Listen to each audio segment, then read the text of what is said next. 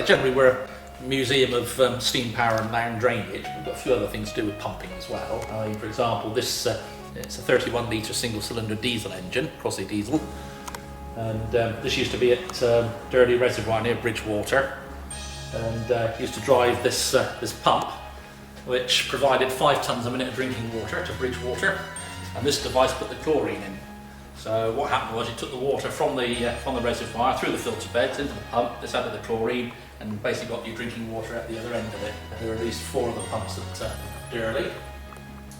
So sometimes I say we run this up. Unfortunately, I wasn't playing ball last weekend, but they usually have this thing up and running. The other engines in here are all steam. The Waller, for example, that came from Poole Gasworks. Used to drive a vane exhauster. The tanky just behind it, that used to drive an ammonia compressor for a chiller in a bacon factory. The Culver well, that used to drive a brewery, the Holt's Brewery at Burnham. This came from Quantock Sanatorium at Netherstone. Apparently used to drive laundry equipment, manufactured by Easton Johnson and Taunton. That came from Hospital in Stroud, which is generated electricity. And on the far end, I think, came from a hospital in Bristol. We actually acquired it from Launceston Steam Railway. Basically, the roadworks went to this local engineering firm, saying, can you knock us up a hoist? So the guy that runs around the backyard, found a few cogs and things like that, and built it. The engine, I think, came from a steam launch and certainly made it designed for a boat. It's certainly a marine type winch, but this came from the dairy at Hemyock, and it was used to pull railway wagons. A big hook attached to the end of this winch, hook it onto the wagons and pull the wagons across into the factory. Apparently even in the 1920s I reckon it was a bit of a dodgy way of doing it. We've got a little incline outside now, so we just haul the wagon up and down the incline. So the boiler here came from the telescopic bridge at Bridgwater. That's all that remains of it. Somebody got stuck now. So telescopic bridge?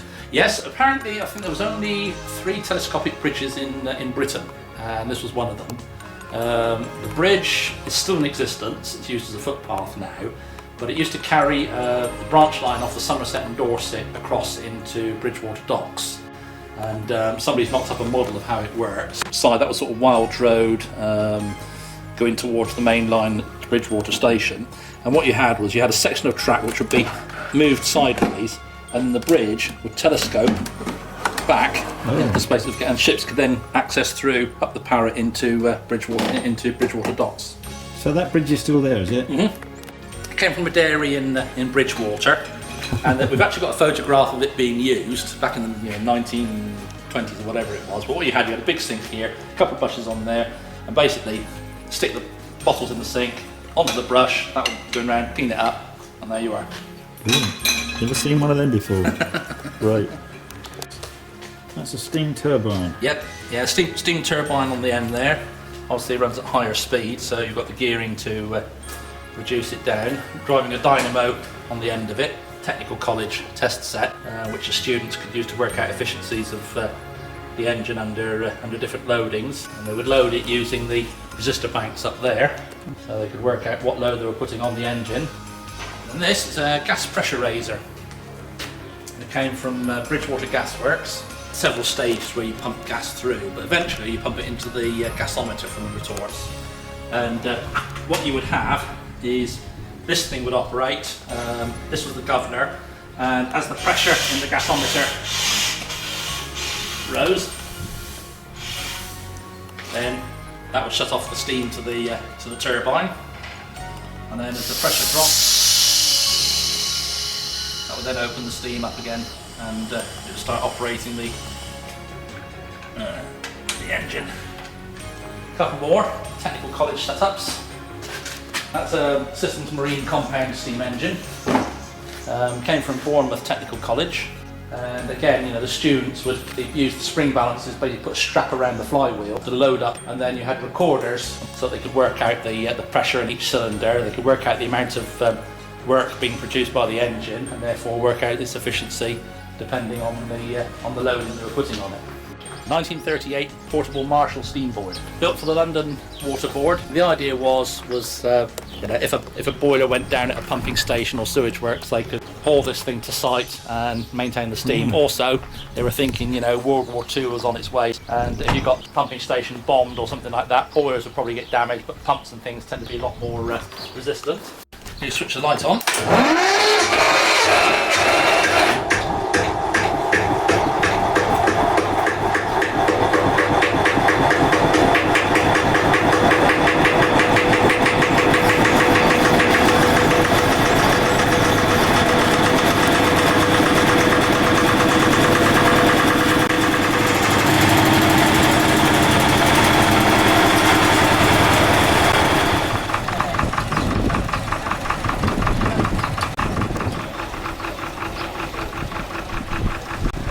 Soaked, and this one, the same place, was used to pump bitumen, and well, I finished connecting that one up to the steam supply, but that has been restored, and it's quite good inside. You know, the bitumen obviously protects it. This came from another engine we got from Poole Gasworks. The winch here came from Snodland in Kent. It was used by the water board to pull pump elements out of boreholes. Not just here, we're in here, isn't it? Oh yeah, the Tangy engine here, that came from the estate of Lady Gas, who's the Lord Lieutenant of Somerset. He used to drive a sawmill on the estate. A couple of weir pumps which we used to fill the boiler, you know, to put water into the boiler. And the big pump here, that came from Tone Vale Hospital near Taunton. And the story with this was that back in the 80s, when before they closed the place down, they knocked a wall down in an office because they wanted to expand this office, and they found this thing sitting behind it. The story that came with it, saying that because it was such a powerful pump, it used to be used as a fire pump. By Dawson Steeplejacks at Temple Cloud, they said, back in 1914 we put the boiler in the pumping station here, and we've got these things lying around which we think were used for it. Would you be interested? Because they were just wanting to get rid of the things. So we said, yeah, bring them down, we'll have them. Yeah, it's grade 2-star listed. And listed as well. That is our current toilet facilities on the station. Here we've got what we call the pump room.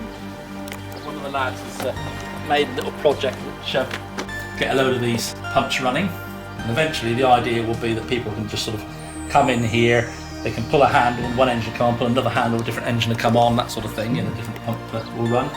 Right, that's the Environment Agency pumping station. That basically replaced this one in the early 1950s, well, late 1940s, early 1950s. And the forge, bit of a mess. It was in use last weekend. I was making a gate in here. So you're a blacksmith, are you? Sorry? You're a blacksmith? I'm not, no. We had a blacksmith in here doing some work. Oh.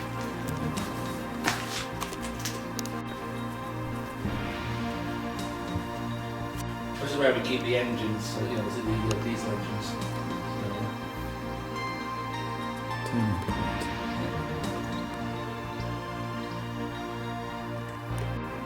Boiler was put in 1940? Yes. Yeah, it replaced the previous boiler, which I believe was put in 1861 when the engine was put in.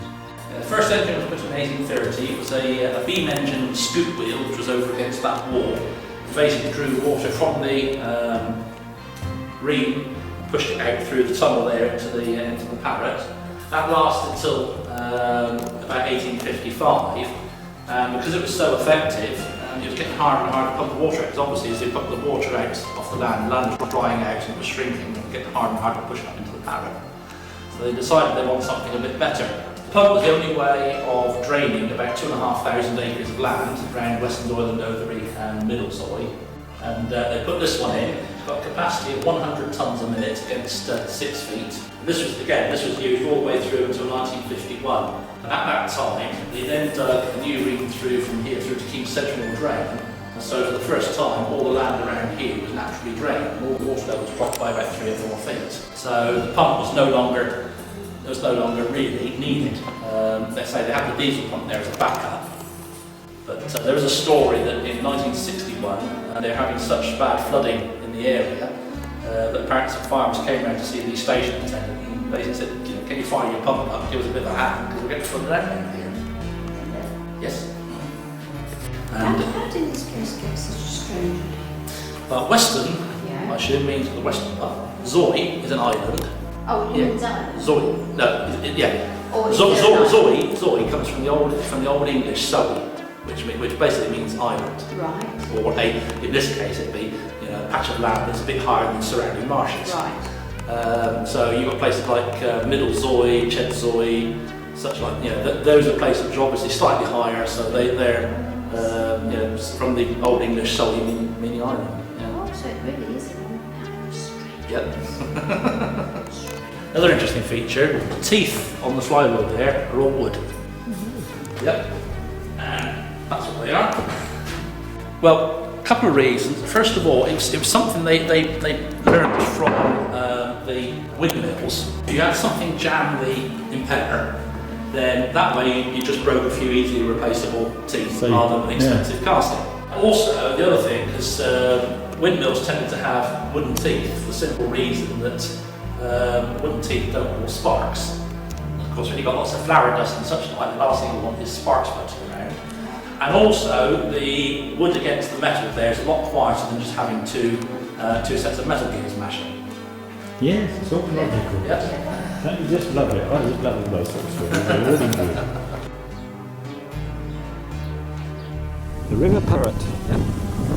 One of the problems here is that this river is the only drainage for most of Somerset. You've got about 5 rivers that come into here.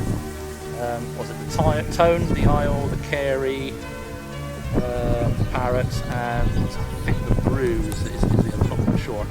There's certainly 5 rivers. And if you get a bit of rain or some heavy rainfall or whatever else, this can't cope, especially with spring tides. And as they found over at Curry Moor, it was designed to be flood-proof. And parts of Curry Moor flooded about 10 feet deep. But there was so much water on there at Curry Moor Pumping Station, they shipped some extra pumps in. They were pumping 8 tonnes a second off the moor. And they reckon that they'd have to run for about 3 weeks, 24/7.